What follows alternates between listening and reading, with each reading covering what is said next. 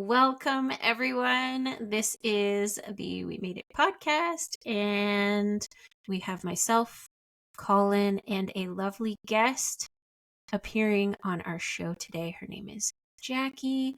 I discovered her through TikTok. Thank you so much, TikTok. And I wanted to have her on the podcast because she does some really, really, really wonderful things. So yeah, hi, welcome, Jackie. Hi, thank you so much for having me. I'm excited. Oh, thank you. Have you done podcasts before? I have. I am actually a public librarian here in upstate New York. And through the library, myself and a coworker, we run a podcast called Raging Romantics, which is anything and everything having to do with romance novels. Oh my gosh, I love it. And this is such a, pardon the pun, steamy topic right now. The Online. thing happened. The thing happened. Oh, I see. Yeah, I feel like you're the person I need on right now because you have you noticed like a surge in interest in this topic lately? In Interesting podcasting, in crocheting, in romance noveling. Oh, it's funny how I knew exactly what you were getting at. 100,000%.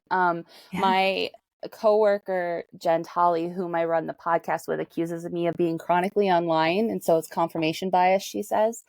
Okay. But even just working in the bookish sphere, I see so many more people reading and consuming romance novels that it makes me happy. It makes my little heart happy to see it. Of course, absolutely. And your heart as an author as well, right? So you are a published author. Yeah. Tell us a bit about that. So I'd love to get a little bit of like an origin story. How does one become an author? Is this something you've had a lifelong passion for? And like, I'll ask further questions, but let's just start there. Yeah, so I've always loved writing. I actually taught myself how to type on an old desktop, like one of the big old honkers. Yes.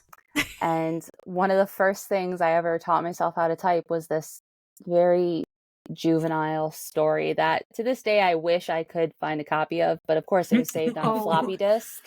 So time out. Floppy disks.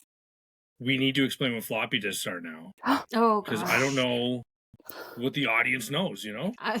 Our young audience. This is true. Mm-hmm. I think there was a maximum amount of storage of like 500 megabytes on a floppy disk. So like barely a PowerPoint presentation. No information. I'm mentioning this stored. Specifically because I tried so many times to carry my PowerPoint to school on a floppy disk. Didn't work very well. No. And so but it was like the only form of external storage. Yeah. Commonly used. It was pre-CD-ROM, pre-flash drive, USB. It was the old school, like I'm not quite old enough to have had the like the really floppy discs. Oh my gosh, they're called floppy. I had the hard plastic, but they were all color coded, obviously. Yes. But I miss a good old floppy disk, I have to say. Yeah, there's something nostalgic. Not something you hear too often. People reminiscing about the floppy disk. There you have it. So I don't get to talk about them enough. It's true. Well, like it's gonna be like a relic of technology's past, isn't it? Yeah.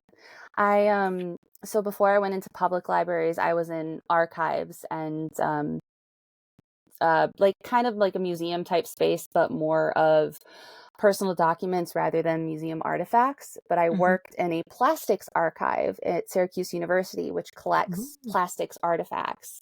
And I was cataloging a collection, and I had a floppy disk come across my desk one day, and it was like the original. It made the sound. I'm doing like the thing with my hand in case people aren't watching, like a boom, boom, boom thing. It was cool to see. That's awesome. So oh my was gosh. that your first interaction with a floppy disk? Was oh no, never mind. You just talked about using one in the past. Okay, we're good. Buffering. Yeah. So you wrote this beautiful story that you wish you still had. And then I'm assuming your strength was in writing. Yeah. Yep. So I've always been a bookworm, always loved writing of any sort. In college and both my grad degrees, I went more into academic writing. Okay. But I quickly got burnt out in academia, and that publisher perish, that quick turnaround just didn't suit my little squirrel brain. So instead, after I graduated and got into public libraries, I kind of rediscovered my passion for fiction writing. And it was something just entirely personal to myself. I started my manuscript, The Witch's Curse, which was my first book that got published.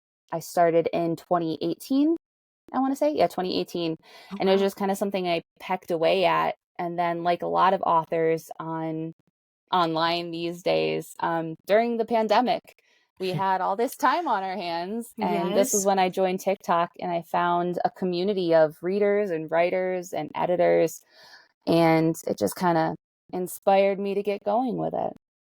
And here I am Amazing. today with 3 books on the line. I was gonna say, you've had more books since then, I think. Yeah. So do you feel like meeting that community online was also helpful in a bit of like the editing process? Like, did you allow anybody into your editing while Yeah. writing the book? So I'm extremely lucky. My best friend in the world was an editor. Oh, She has yay. since retired. She had her first child and she retired. She's like, I can't do this anymore. I was like, that's fine. Yes. So she was my editor for my first book, but I did also, I was welcomed into this community of like beta readers and ARC readers. And beta readers, for those who aren't familiar with it, are the people who read the very, very unpolished version of the manuscript, like that second draft, after you run through and you make sure it's at least legible and at least kind of makes sense. You send it off to beta readers. They give you that feedback of like, hey, this plot doesn't make sense, or hey, these characters just don't, mesh, and that sort of stuff. They point out all the plot holes. And then you go back and you edit some more, and then you send it off to an editor. It gets polished, and when it's polished, you send it off to ARC readers, who are advanced reader copy readers. They're advanced readers. Okay. And that's like pre-published to get the word out. Oh my gosh. Okay, so that's like quite a process. Is this something that you do independently, or are you working with a publishing company, or like what do the options look like? Yeah, so right now I am working independently. I'm self-published independent author. My goal down the line is to get a traditional publishing contract, so to work with a publishing house. However, I recently heard the statistic that you are more likely to be accepted into Harvard Law School than to get a traditional publishing contract these days. Oh my God. Okay. So it's all good. I'm just going to keep plugging away. I have a good friend who is also an indie author. He hasn't published anything yet. Shout out to Thomas if he's listening to this. Hey, Thomas. But he and I say we're finding our voice, and we're kind of exploring our options before, because with a publishing contract with a traditional publishing house, you kind of get locked in, especially as a debut author. You don't really get much choice, but you don't really get much expansion beyond like your genre and your story. So with indie publishing, you kind of have the ability to play around with what you want to write, what kind of characters and stories and settings. So like my first 2 books are contemporary, so they take place in our day and age, witch stories. And they're in our world. They have cell phones and MacBooks, and they do research in their libraries and Halloween and all this sort of stuff. But I've recently started exploring romantic fantasy, and I wrote my first fantasy, which was really fun. So eventually, traditional publishing, fingers crossed for now. Yes. Just having fun. I'll keep my fingers crossed for you as well. Thank you. That's an amazing statistic. Harvard Law. We're like, oh my god, that's like Yeah. a little daunting. But I wonder, because with this being kind of a popular topic, like the romance novels seem to be like the it thing right now. Or maybe it's just my algorithm. I don't know. Jenna. I know. I've been reading, you know. I wonder, like, if this will help, you know, like a supply and demand sort of thing. Like they'll see that there's a demand for this, and so they'll maybe seek out some more authors to sign or publish. So, sorry, like yourself, and so hopefully that comes your way. That would be awesome. That would be amazing. Yes. Oh my gosh. So in writing your all your books are different stories. That's right. I'm like so curious to know, like, to build a story, you have to have, you know, like all of the parts that catch and keep a reader and things like that. I don't know, you just like must have such a wonderful brain to think of all of these ideas that will just like keep people interested in wanting to read. Do you have any specific inspiration for any of this, or is it just like totally imagination? So I have to laugh first off because on Raging Romantics, we just interviewed Susan Elizabeth Phillips, who's like a classic queen of romance. And we asked her this same question and she said, don't you know not to ask an author that? And I was laughing because I was like, I want to get asked this question. No, it's funny. I love asking this question and getting asked this question because the answer is always different. For me, I called it my squirrel brain. I have ADHD and I do maladaptive daydreaming like nobody's business.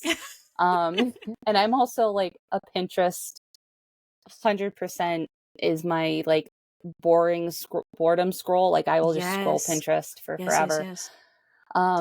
So I get a lot of inspiration from that. I get a lot of inspiration from things I read, from movies I see, just kind of like a buildup of things in my brain that turn into, well, what if this happened? And what if this person did this? And what if they fell in love with them? But then this happened and then there was this curse. And it just kind of tumbleweeds from there. For sure.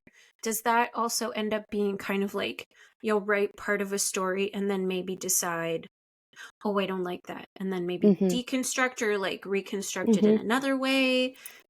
Yes. Yeah. Okay. So I have my first two books in my original trilogy, the White Bluffs trilogy, which is the witchy series, which is The Witch's Curse and The Witch's Inheritance. And those are the first two books in the trilogy. Book 3 is The Witch's Redemption, which I am 95% done with. It is my longest book to date, and I hate about 70% of it. So it got a little out of hand, and I got so overwhelmed by the thought of doing exactly what you said, of having to sit back and like deconstruct things, that I set it to the side. I took some professional advice from some editors and fellow authors and was like, okay, I'm going to just write something different just to write and just to have fun and explore something new and maybe kind of get the juices flowing again. And that's what inspired Forest Bound, which is my first romantic fantasy that just came out 2 weeks ago. Oh my gosh. Brand spanking new. Okay. Shiny. So everybody needs to go order that immediately. Yes. Saw your TikTok with that one, and I like maps, and so great idea putting a map right up front. Thank you. But then I read the caption further, and I was like, I'm not sure like where this map is going, but we'll see. You never know. You never know. It's a spicy Beauty and the Beast retelling with elements of like Narnia and just a lot of other things thrown in there. Vikings, shield maidens, all the good stuff.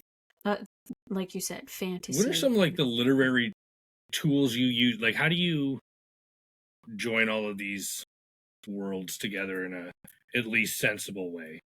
If not, or I mean, maybe not sensible, but like plausible, I guess. Or yeah. I don't know. So one of the best pieces of advice I received when I started writing was, you are the author of your own world.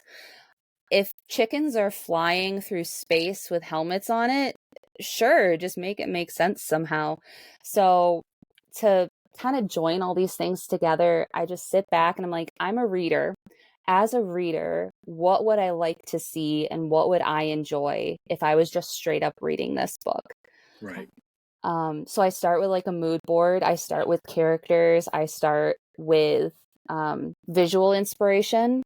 And I've recently started getting into musical inspiration. I never was much of a classical music person until recently, and that really helped inspire Forest Bound. Okay. In I what love way that does it music help? Like, sense.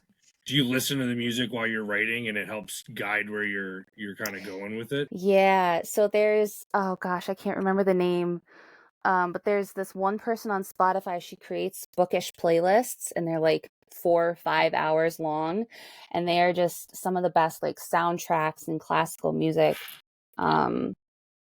compilations. And it just kind of really inspires action scenes. It inspires the romance scenes. It's just fun to listen to while you write.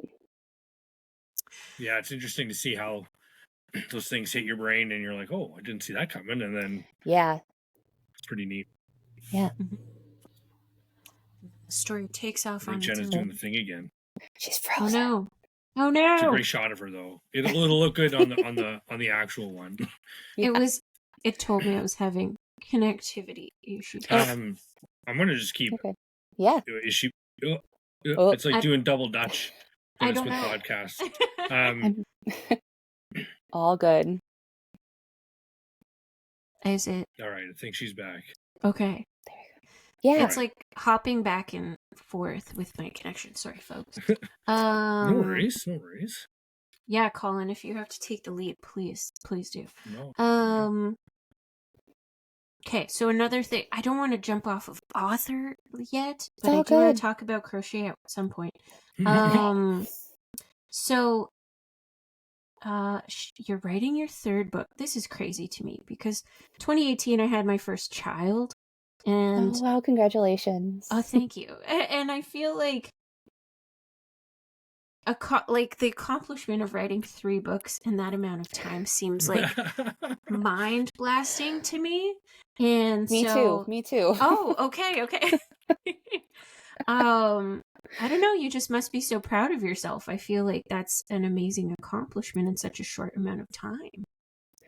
It is something that I'm like, oh my gosh, I wrote books that are on people's shelves, and they're on library shelves, and they're sitting here behind me next to some of my favorite authors, and it is pinch me moments at times, for sure. So, how do people access your books? So, because I'm a librarian, no. Yes. I kind of knew the best ways to upload it for people to access it. So Great. all of my books are on Amazon, paperback for all of them. Witch's Curse and Witch's Inheritance are currently available in hardcover on Amazon, Barnes & Noble, and a couple other stores I can't recall off the top of my head, but those are like the 2 biggest places that people will purchase books from. For libraries, if there are any other librarians listening out there, they're also available on Ingram, which is one of the largest distributors of books currently. They're one of the largest vendors, and they also print books as well. And they're the ones that, so you might have heard of Baker and Taylor, the company. It's a very bookish thing. It's like deep bookish lore. So I love it. Baker and Taylor was predominantly one of like the largest distributors of books, like the largest book vendor. Ingram arose out of Nashville in like the 2010s, and they've kind of become the big distributor because of how fast they can distribute things. So I knew I wanted to get my books on there so that people could access them through places that use Ingram, like libraries or Barnes & Noble or that sort of stuff. Yeah. And then my most recent one, Forest Bound, when I hit the 20,000 word mark at a week into writing it, I was like, I'm just going to write a Kindle Unlimited book. I love Kindle Unlimited. Are you guys familiar with it? Yeah. Colin, Cassie I can't read fast enough to justify Kindle Unlimited, but Cassie certainly can. So yeah, she's got that. But it's a really kind of like a digital library, really. It is, yeah. So you pay that, I think it's like $12.99 now a month, and it's unlimited reading. Really, you can have 10 titles downloaded at a time. And some of the biggest, I'll say biggest, a lot of very popular authors have gotten their start on Kindle Unlimited, and I love it just because it's very indie author friendly and it's very consumer friendly. Awesome. And so I was like, why not? I'm going to have fun and do this. And now it's on Kindle Unlimited. Oh, that's so cool. Okay. So, what are your thoughts on audiobooks? Is that something you want to get into? I love audiobooks so much. They are so expensive to produce.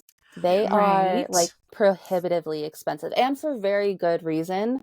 Because when you produce an audiobook, you guys know as podcast producers, you have so much stuff that goes into it. You're really pumping our tires. Thank you. Yeah. People are going to think we produce this. Shh, you guys produce it. Yeah. But also with the additional part of audiobooks, you're hiring voice actors, and voice actors deserve to be paid a working rate, just like any other actor professional out there.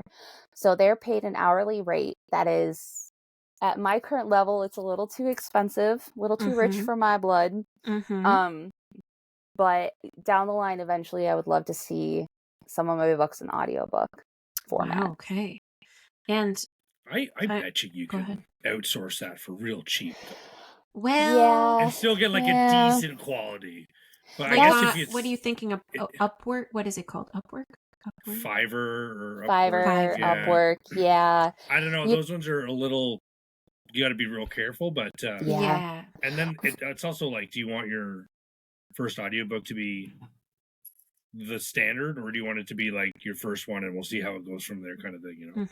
Yeah, that's exactly a question I've asked myself, and I think at this point in time I would like it to be as best of quality as I can manage on my own, and as I can not produce on my own, but that I can coordinate on my own, I think. So we'll see how down the road goes. I am very lucky to live in Syracuse, New York, where there's a lot of there's like a movie studio that we have here now.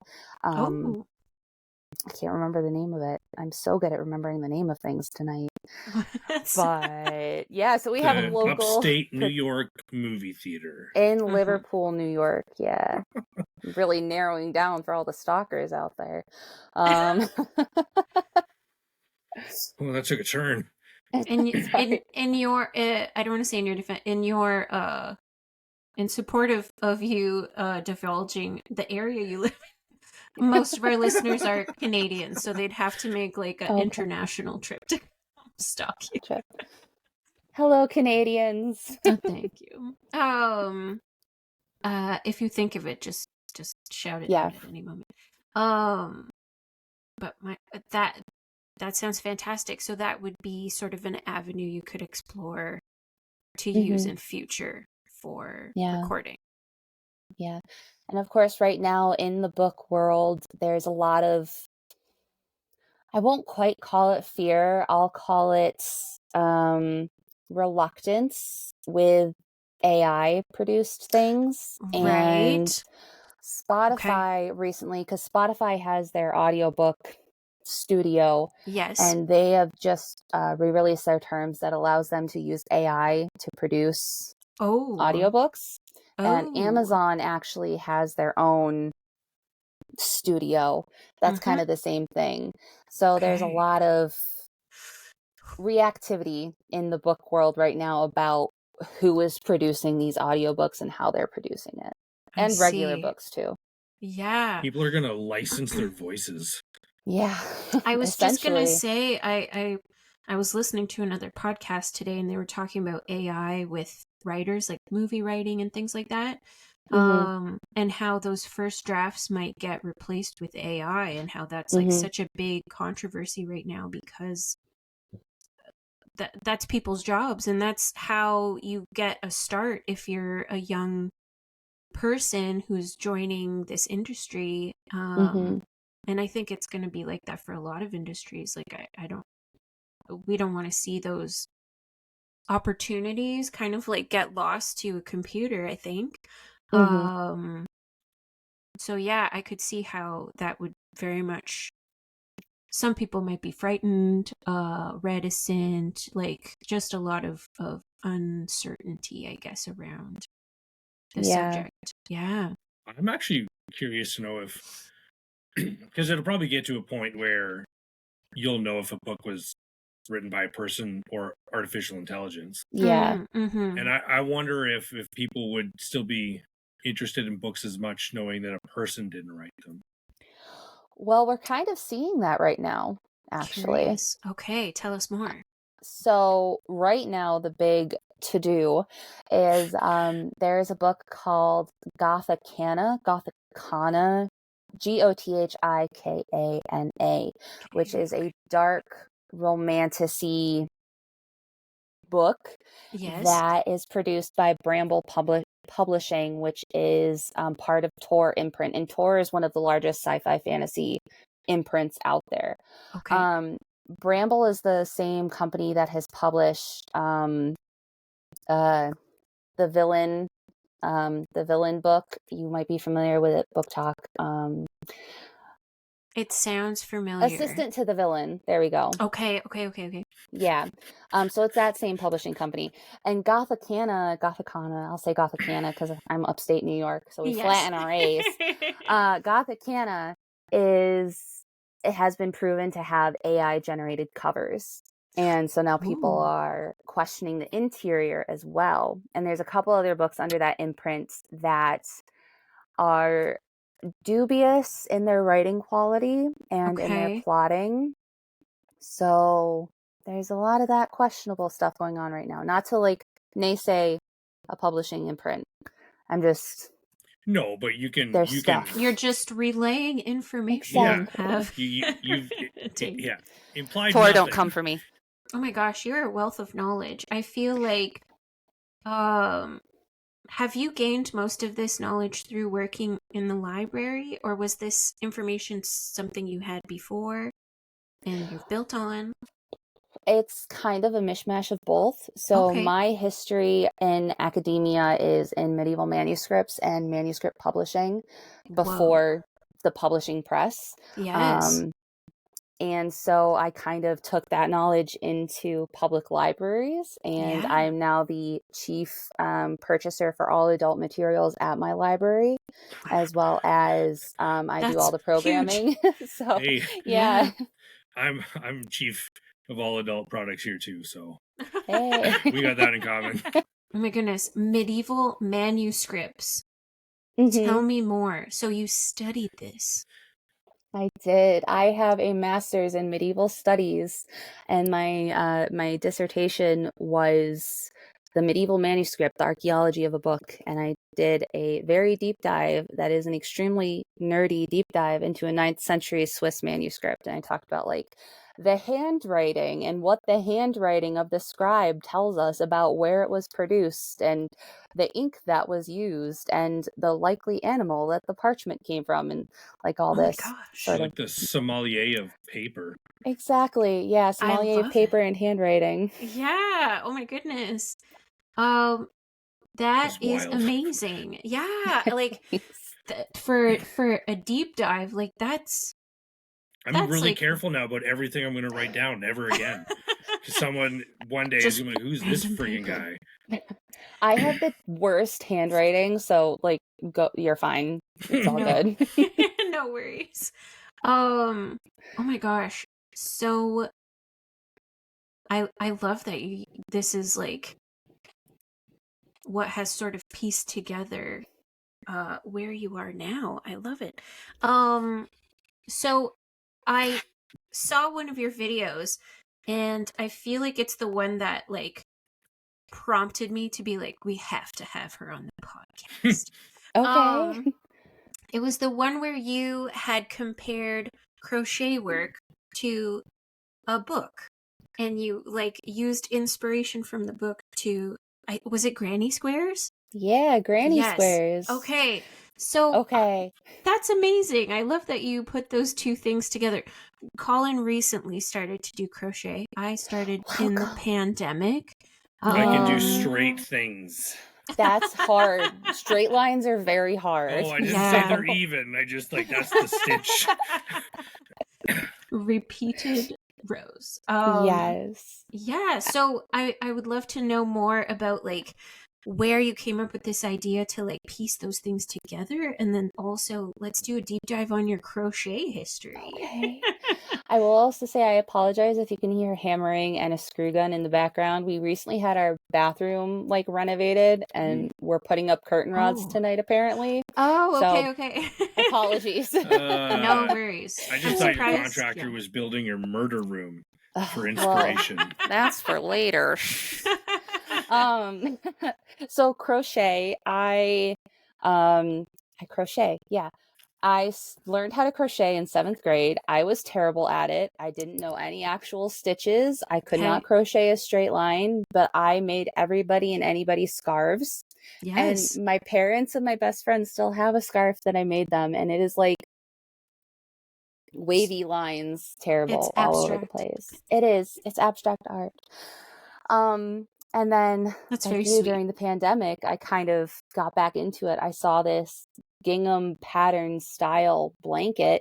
Yes. And I was like, I want to make that. So if you deep dive way back in my TikTok, there's a video of me on my knees on a rug, like hand sewing a blanket together after I finished crocheting it, and I was like, this is how I decided to get back into crochet. Okay, this is a step. Just but like a small step into it. Yeah. And I kind of just fell down the rabbit hole of crocheting, and then like everybody who discovers crochet, I decided to make a temperature blanket in 2022. And I've seen so many blanket, of those. Good for you. Okay, please describe. Oh, okay. You've been warned. No, so a temperature blanket. I saw that one too. Yeah, the basic iteration of it is that you crochet a row each day that corresponds to the high or low temperature. There's a lot of different variations, but mine was crochet a row each day for 2022. That was the like average temperature. And it was so fun for the first like month. And then after that, I just kind of like, I was like, oh, I'll crochet a row tomorrow. Oh, I'll catch up tomorrow. Oh, I'll catch up. And I just like classic ADHD, right? Like hyperfixation and then fall off the map. Yeah. Yep. And that happened. And then also it was giant. Like I'm 5'6". I finished in May, and it was 7 feet tall. Oh my god. Like I only got through May's temperatures and it was 7 feet. So math is not my strong suit, and it definitely showed when I was making that blanket. It's still a great blanket. Well, I'm thinking of like 365 rows, depending on the weight of your yarn. That could be quite huge. Yeah, for sure. Yeah. Yep. Yeah, it was, and I was doing double crochet too. So that's 300. No, yeah, days. Yeah, 365. Sorry. Yeah, you're good. Question my math. 366 if it's a leap year. You're doing better than me.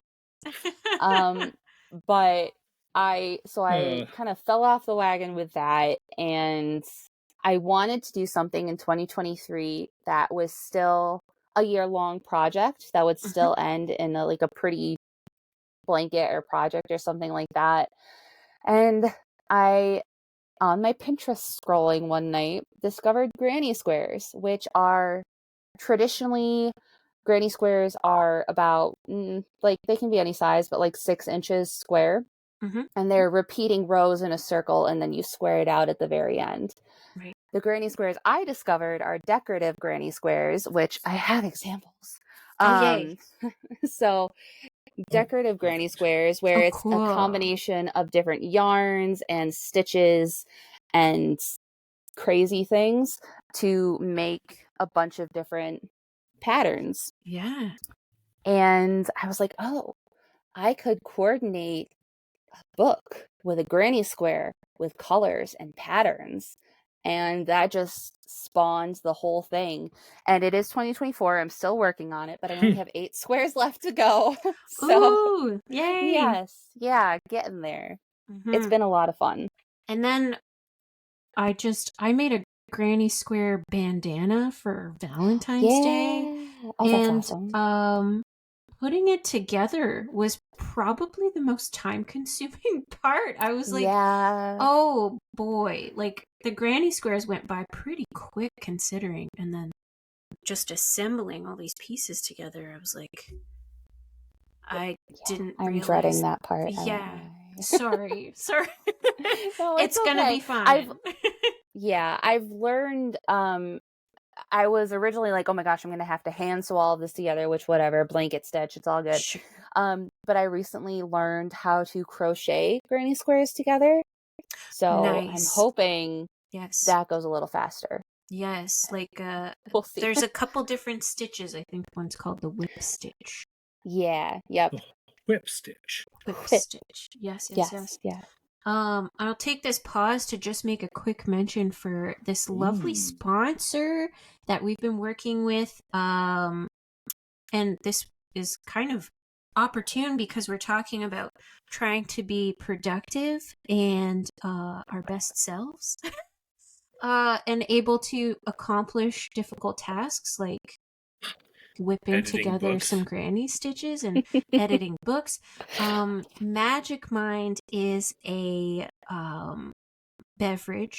It's a shot, really, energy shot, that you can take to help motivate and inspire and help your energy levels throughout the day, and then hopefully eventually over the course of weeks, months, etc. Yes, Colin, tell us more. Take it away. I love it. Yeah, no, it's just this great, really healthy alternative to energy drinks, basically. And it's pretty tasty. Got all kinds of great ingredients in it. It works according to my experience, but to each their own, I suppose. You got to give it a shot. And one of the things that they do really well is the charity aspect, which I always forget, Jenna. So back to you. Okay, yes. This is the part that I always love to mention, is that they actually give back a portion of their proceeds. Is that the correct word? Yeah, I'd say so. To mental health organizations that I feel like is just like a full circle kind of initiative from the company's part. And I feel like that's something that we've talked about on our podcast a lot, mental health. And we love that they're supporting that, and then also supporting the actual consumers of the product by giving them something that's good for them. You can go to magicmind.com/ Colin, do you remember? It's just slash we made it. Slash we made it. Thank you. Slash we made it. And that is that will get you a nice little discount on your purchase. Yeah. And we will return to our lovely guest, Jackie. I love it. This is my favorite part. Back to our regularly scheduled programming. Exactly. Oh my gosh, where were we? Crochet World. Yeah. So, you have 8 squares left. Can you tell us a little bit about what books are inspiring these squares? Yeah, so they're all books I read in 2023 except for one, and it was my prettiest / favorite books I read each month. And that was kind of how I broke it down in my mind when I was planning out this project. I was like, I need to go into this with more forethought. Then I went into the temperature blanket. So I did math to begin with, which is that's my biggest struggle. Yeah. I feel you. So that's how I came up with 36 books, 36 squares is the name of the project. And that's, if you search the hashtag on TikTok, that's what'll pop up. That's me. Perfect. And so they're 12-inch squares. They're all 12 inches. They're all the same. I because it's 36 books, I was like, okay, that's only 3 books a month. That's like less than 1 square a week. Or 1 square a week. We all saw how that ended up. It was not 1 square a week. But it just kind of went from there. The one book that was not 2023 was House of Flame and Shadow by Sarah J. Maas. That is the one I'm currently working on. Okay. That was one of my most anticipated books of like the past 2 years. So I was like, it has to get on the blanket. It's however, going. whenever it comes. It came out in January. It's close enough. It's tail end. Yeah. Practically still 2023. Everything feels like 2 years ago. I don't know. It doesn't matter how far away it is. It does. Yeah, people are like, it's 2024. I'm like, the future? What? I had to type 2025 for something the other day for a library program. I was like, that's like 3 years in the future. I was like, no, that's next year. This is the future they always talked about. Yeah. And look at how it sucks. Oh, yeah. My sense of time is wonky because I have to, so for library programs, we program like 4 months in the future. Wow, so I'm currently programming June and July programs. Yeah. Like, summer, ice cream parties outside. Whoa. It's weird. It's very weird. It's hard. It must be hard to kind of like put yourself in that mindset a little bit. It can be. Yeah. Especially, I'm trying to foresee also like backtracking or forward tracking, which way you want to look at it. Like when you're going into Christmas and the holidays. Sorry. Yeah. I love it. It's just the best. Like 4 months before Christmas is September? August, yeah. August, September. So yeah, you're just like, you're not in that mindset at all. And you probably have to like, you're like, okay, holidays. Stuff. Yeah. No, that's exactly what it was. I remember I sent out a Snapchat last year to my friends. I was like, if you wonder why I'm always in a Christmas mood throughout all of fall, it's because I'm planning Christmas programs in August and September. Like buying all the crafts. Yeah. And then by October you're probably like, yeah, fuck Christmas. Like, I'm over it. No mas, please. Yeah. No more Christmas carols. All done. Gosh, I had a question. It's gone now. It'll come back. What are some like advice pieces that you would give to either your former author self or other authors looking to like where to start? Yeah. So it sounds trite and it sounds like something you're like, I've heard that 1,000 times, but I've found it to be the most true. Is the easiest way to start is to just start putting words on a page. They can be bad words. They can be terrible words. They can be sex scenes. They can be action scenes. They can be dialogue, whatever. It is easier to edit bad words on a page than it is easy to edit no words. Nothing. So yeah. Just start writing. Yeah. No matter what, just start writing and it'll go from there. Cool. Okay. Yeah. And as far as like, do people still write by hand? Is that a dumb question, or is it mostly on the computer? I was going to ask that because I was wondering if you had like a little notebook that you carried around or whatever, or probably just your phone. I can't believe it said notebook. Do we have to do our own OK Boomer now? Did I? No, it's a totally valid question. I actually have a close friend who she writes in notebooks, like in the bullet journal type notebooks. That's her thing, and she like plots everything out in there. I do everything on a computer because I get frustrated with myself handwriting because I can't, here's ADHD, fact number 33 for you. I can't write as fast as my brain goes, so I get really frustrated, but I can type as fast. So I will type everything. But I do have a very long notes page on my phone and on my iPad. I handwrite notes on there sometimes when I'm feeling up to it. Yes. And it's just very long, rambly, like, so-and-so does this, or blood on the snow, or like, at what temperature does blood freeze? Just really random stuff like that. I should hope you have the answer to that question. Yes. You better, otherwise what a fucking terrible carrot to dangle. What is it? When it is cold. No, it's oh gosh, you're putting me on the spot. Oh, I I'll didn't just actually Google put it. the That's actual fine. temperature. No, it's good. Now I'm going to be like, dang it, Jackie, why does blood freeze? But no, I had to reach out to my nurse friend and I was like, Morgan, at what temperature does blood freeze? And I think she said somewhere in the 20s. Did she Oh question wait, yeah, this you're question? Fahrenheit. Okay, it says -2 to -3 Celsius. So now we got to convert To Is Fahrenheit. that like Celsius. 18 degrees Fahrenheit? Something like That's that. I good. see If 31 that degrees. sounds right to me, but again, I'm also not a forte in math, so I don't trust Oh, me. no, I was very 28. wrong. 28. Yeah, there we go. 28. degrees. Okay. So yeah, it's 28. just below. That's Just below cold. 0. Yeah. Yeah. Yeah, Chilly. yeah. There's the rabbit hole for you.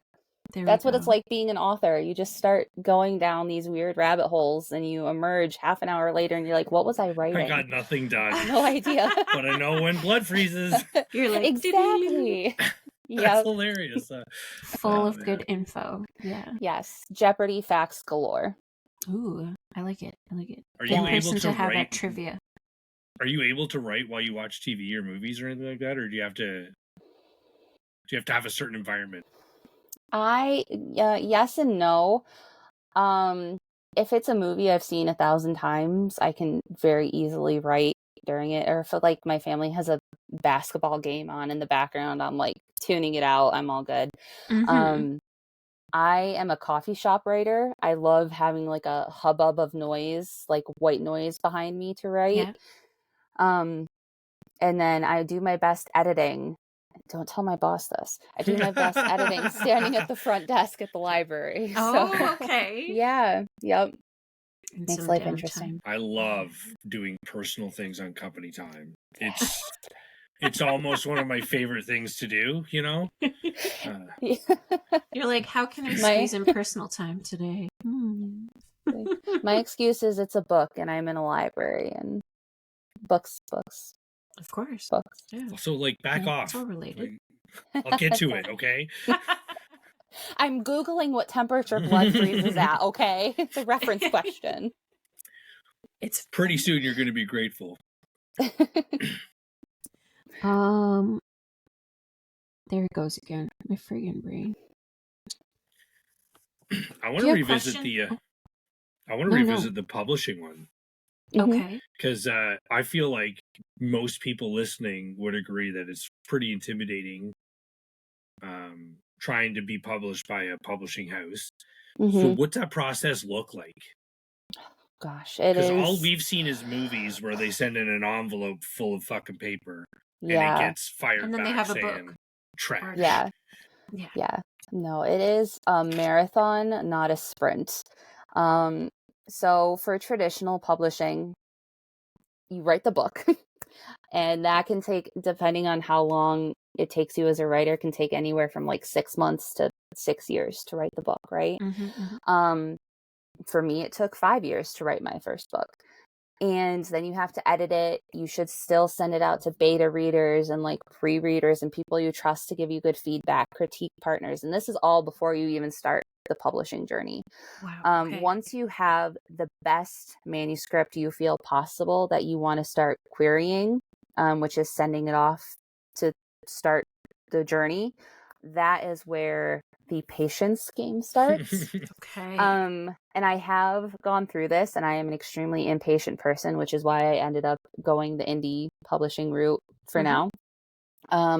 To query, you're querying an agent who will represent you to the publishing houses. So you have to send out, it's basically like a resume, and they might ask for like the first chapter, they might ask for the first 50 pages of your book, they might just ask for a blurb. And it gets sent off to them, and they're getting hundreds of thousands of queries every single day.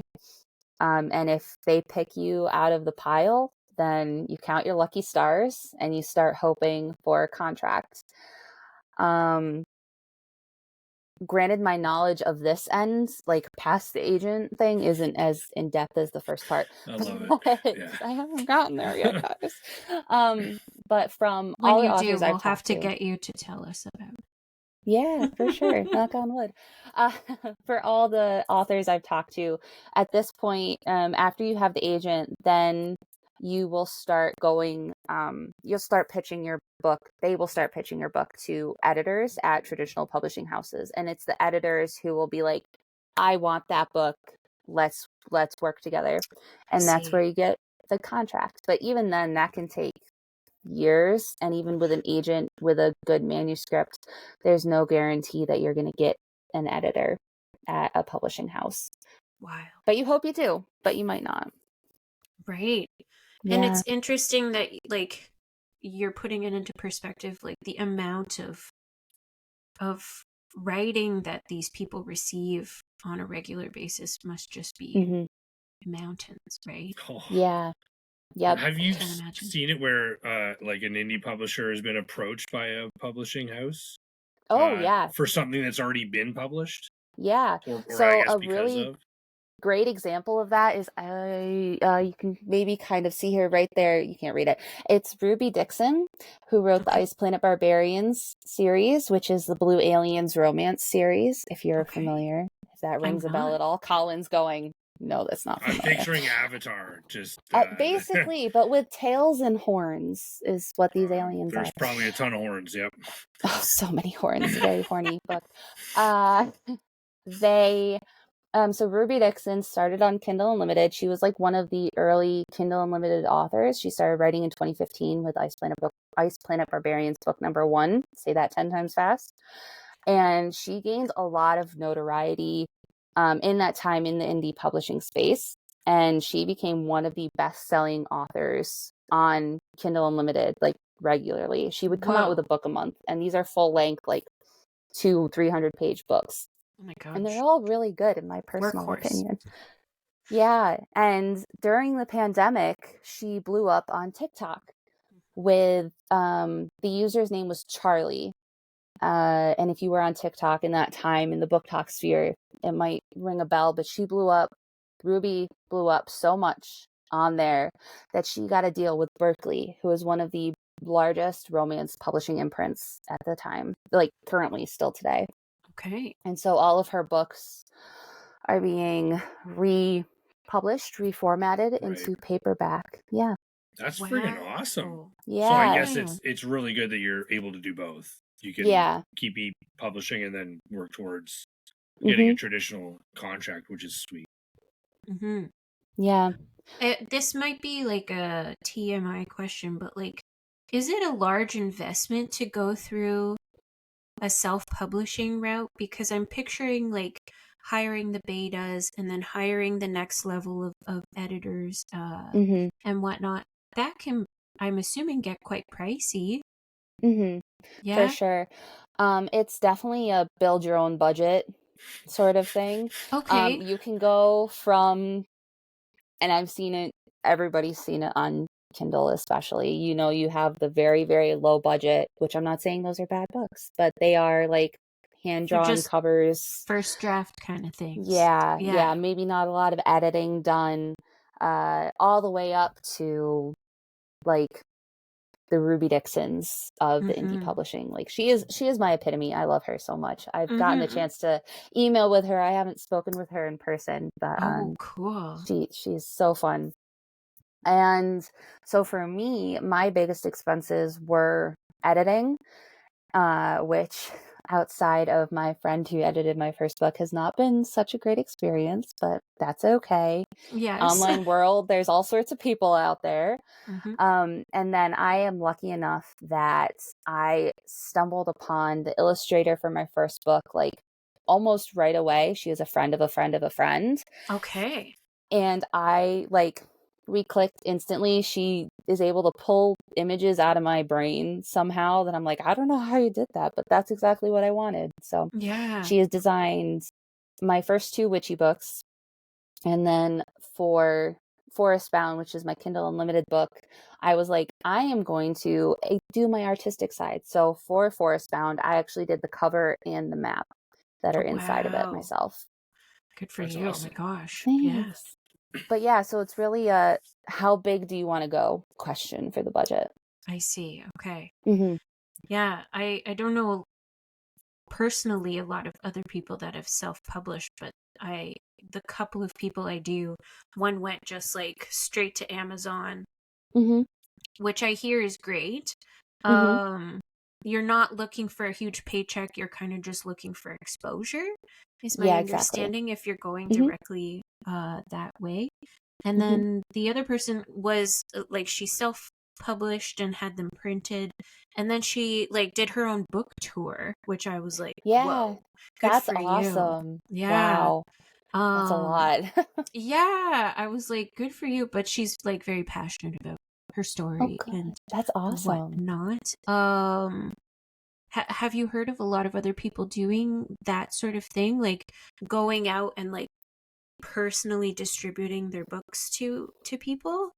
Yeah, so I see it a lot actually as a librarian. We have Mm-hmm. a lot, I mean, everywhere there's a lot of indie authors, right? Like I said, Sure. it's crazy how many authors are out there. Um, so I have a lot of local authors who'll come up to me at the front desk at the library and be like, "Hey, I hear you buy all the books for the library. Would you be interested in mine?" I'm Oh, like, "Yeah, give it to me. Let's add it to the collection." Like I am sure. 100%. Let's get your book on a shelf. I want you to be like, "My book's in the library," because it's such a good Cool. feeling to say that.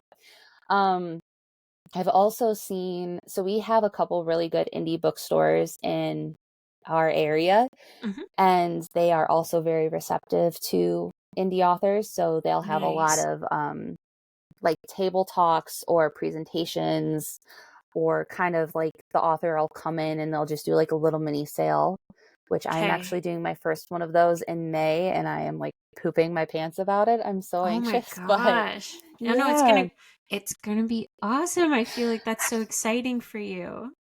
yeah, I it'll can, be. yeah. No, I it's feel all like good. I would also be very stressed and or anxious, so I can understand the feeling, but yeah, that's wonderful. If they already have kind of like a community of people that are looking for indie writers, like it sounds like they've Hmm. kind of cultivated that through offering this like, I don't say this as a service, but like through promoting sort of small writers Yeah, and through in their bookstore. and So that's so exciting for you. yeah. And if I can, just for a second, as a piece of advice to other indie authors out there, there is well, I already talked about Ingram, but it's Mm-hmm. called Ingram Spark, which is like the indie publishing side of Ingram. Okay. If you can, there's no uploading fee to Ingram Spark. You can Oh, upload your book on there much like you would to Kindle Direct, which is the Amazon indie publishing service. okay. Upload it onto Ingram Spark, get all your metadata, all your information up there, because then Barnes and Noble can purchase it, libraries can purchase it. This is Mm. how it's distributed through Ingram. So Ingram Spark, create an account, load your book, then libraries Okay. can buy it. Pretty You sweet just gave people inroad. little Yeah. golden nuggets. Yes. That's Thank awesome. Things you. I wish I Yeah. had known. Well, this is it, right? If you haven't been through it, you kind of don't know. So, Hmm. um you're a wealth of knowledge, so I feel like sharing that with other people, I hope that they're grateful. Yeah. And I hope they um do it. yes. Oh my gosh, you sound like you are also very passionate about other people's writing, so obviously working in Yeah. the library and supporting and promoting other people's books coming in. um Hmm. it, did you get the same kind of receptivity and support when you were going through it? When I talked about it, yes. Okay. So it's kind of like classic ironic author who is an indie author who got their start online, right? Okay. Um, I am very vocal online, obviously, with like my TikTok and my Instagram and my social media and my website. But in real life, I'm like, yeah, I wrote a book. Okay, bye. Right. Right. So when my coworkers found out that I had written a book and then a second book and then a third book, they were like, Jacqueline, what are you doing? Yeah. They were so supportive. Like, I've had book club members bring their books in for me to sign. Like, they were like, can we do your book for book club? And I'm like, oh my God, yes, I won't be in the room, but yeah, that's fine. That's cool. Yeah. So they have been so supportive. And that is something else, is like, you have to learn how to talk about your books, and you have to learn to like promote yourself, which can be so hard. But there's a lot of people out there like me who are so receptive to indie authors and to people who want to be writers. So we're out there. Just be brave. And I'm telling this to myself at the same time. Yeah. Be brave and go talk to people. I want to know about the oh my God, what was it? I just had it. Oh. God, it went away so fast. We all have this brain. It was something about books. Oh, so close. Authors, publishing, indie, fans, publishing, libraries. Oh, I don't know. It's gonna come back later. I don't know. Okay. So sorry. It was probably really good though. Just so you know. Is it? How does it feel to know that people are using your books in a book club? I feel like I'd be like, what? Like, that would be a really big, what do they call it? It's like starstruck moment? Yeah, it was definitely like a pinch me, like, yeah, you guys are going to read and talk about my book. Okay, I'm very like grateful and scared at the same time. Yeah.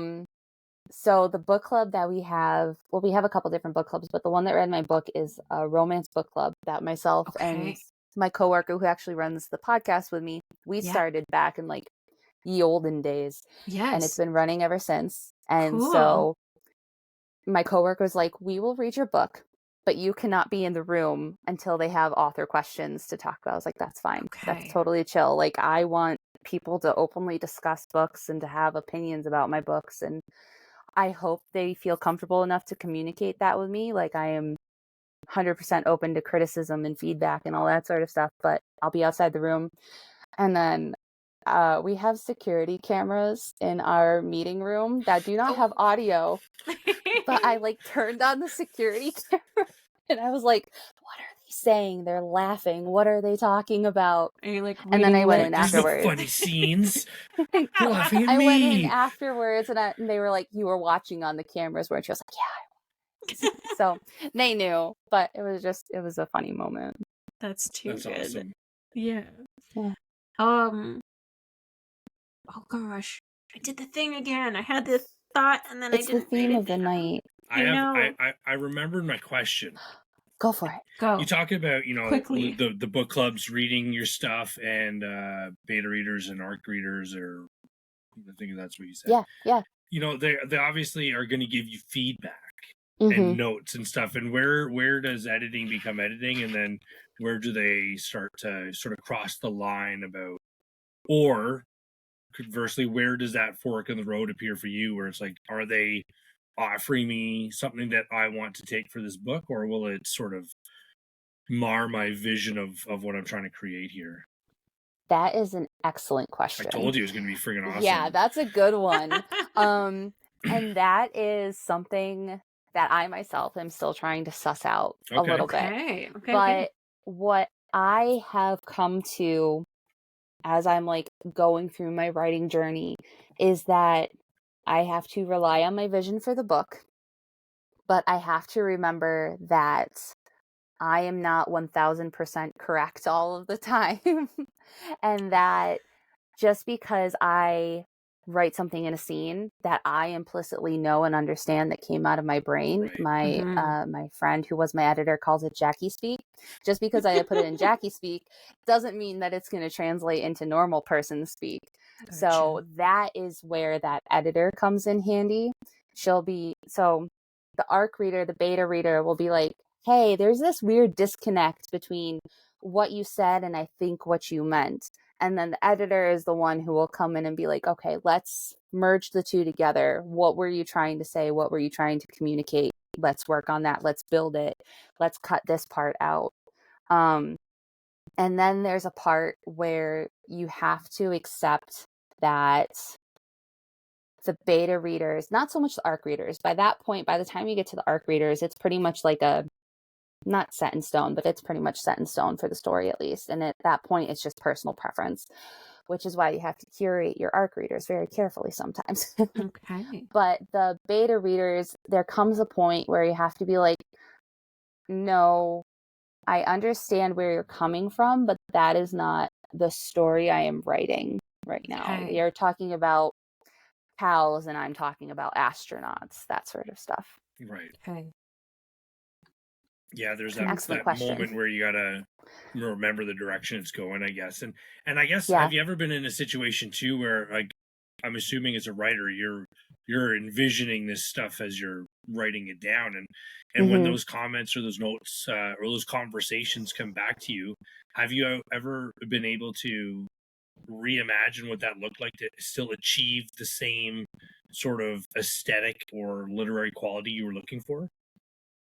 Are you talking about when, so like if I write a scene and then the reader comes back and they don't understand the scene and then I go through and edit and like kind of reimagine No, it? like what if, as a result of your conversations with your editor or your ARC reader, even where they say there's a disconnect or this, is confusing and it might lead to whatever, have you rewritten entire aspects of a work to suit that feedback in order to make it a stronger piece? Especially if there's more than one reader that comes back with that, then you're like, okay, yeah, this is a big issue. And this is actually what I'm running into with book 3 of my trilogy, which is The Witch's Redemption, where there is this huge disconnect and it has to be reworked so hard that I just am like, it has to tear it down to the studs before I can rebuild it at this point. Yeah. That's sad to hear. Yeah. It's all good. It'll be a better product in the end. It's just a lot of work to do. It's all part of the journey. Yeah, exactly. Yep. I also remembered my question. Oh. What are you reading right now? What am I reading right now? I was influenced at 5 a.m. in the airport the other day to pick up AJ Finn's newest book. Oh my gosh, see, my brain is going to do it too. I have to look up the title. Let me pull up my Goodreads. So AJ Finn was the author who wrote The Woman in the Window, which was adapted into a movie with Amy Adams. Okay. And he has written nothing since then. Oh. This is his first book since then. It's called End of Story. End of Story. And it was pitched as Knives Out meets Agatha Christie, which just Knives Out is one of my favorite movies. However, there has been some information that has come to light about AJ Finn that I'm like, oh, this could be interesting. So I'm going to read the book and then I'm going to read the information and see where I end up. I see. Yeah. Is it like controversial stuff about? Yes. Okay. So after his first book came out, it was discovered that he lied a lot about who he was and his accomplishments. Okay. So like, he said he went to Oxford and he never did. A regular old Gilderoy Lockhart. Exactly. Yep. So, yeah. Sorry, this is bringing back. This was years ago. On Oprah, she had somebody on. Oh my God.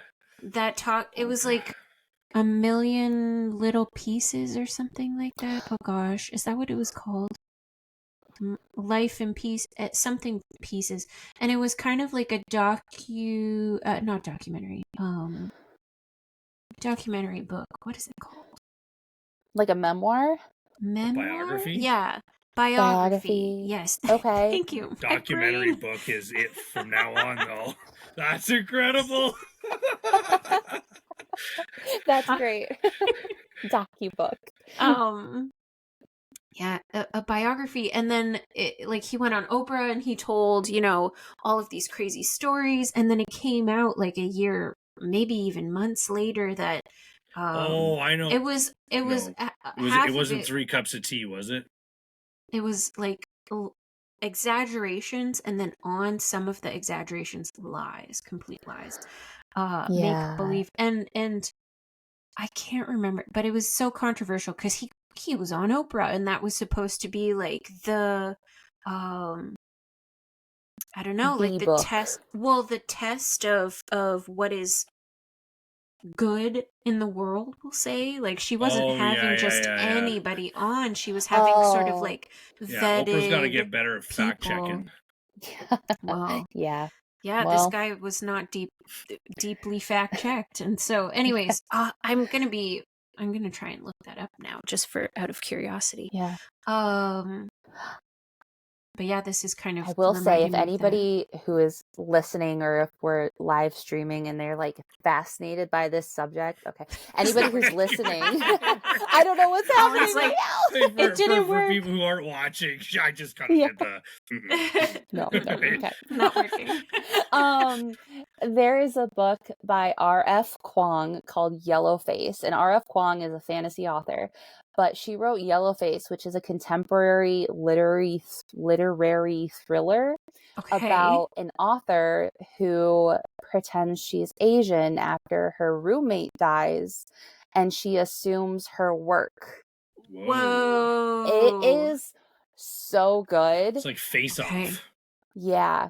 And it's really like deep. I mean, it's R.F. Kuang, so it's gonna like stab you in the chest. And is there other work by R.F. Kuang that listeners may know? Yeah, so the Poppy War trilogy is her original trilogy. It is a reimagining of Mao in China and the Communist Party in a fantasy world. Fantastic. Also. And then she also wrote Babel, which came out in 2021, 2022. And that is if the Tower of Babel existed at Oxford University. Oh. Maybe that's where that's the Oxford University that Buddy went to. Yeah. Wait, the one who didn't go to Oxford University. Yeah. The author. So circling back around, the author AJ Fenn, whom I'm reading now, who said he went to Oxford and then got it. It connected. Gotcha. Nice. Yes, that is his Oxford. But yeah, so Yellowface, if anybody's interested in authorship scandals, is a great book to read. Nice. Okay. There you go. Yeah. Well, on that lovely note, I don't want to take up too much more of your time, Jackie. You've been so wonderful. And thank you again for coming on our very small podcast. Thank you so much for having me. This has been fun. Yes, thank you. And I feel like you have just opened my eyes to so many things. And also, I will be the newest listener to your podcast as well. Yay, thanks. It's a lot of fun. We rage about romance books. So there's all sorts of good stuff on there. The name saes it all. Yes. That's so funny.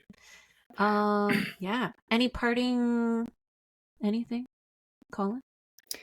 Oh, I thought you were talking to her.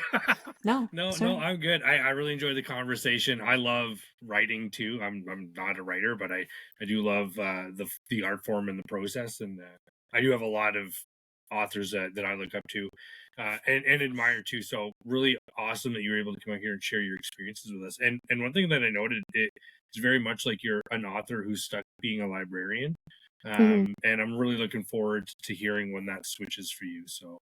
Thank you. I wish you all the best of luck, and thanks for coming on the show. Thank you so much. All right. It's been fun. All right. Thank you again. And we'll see you all next time. Toodles.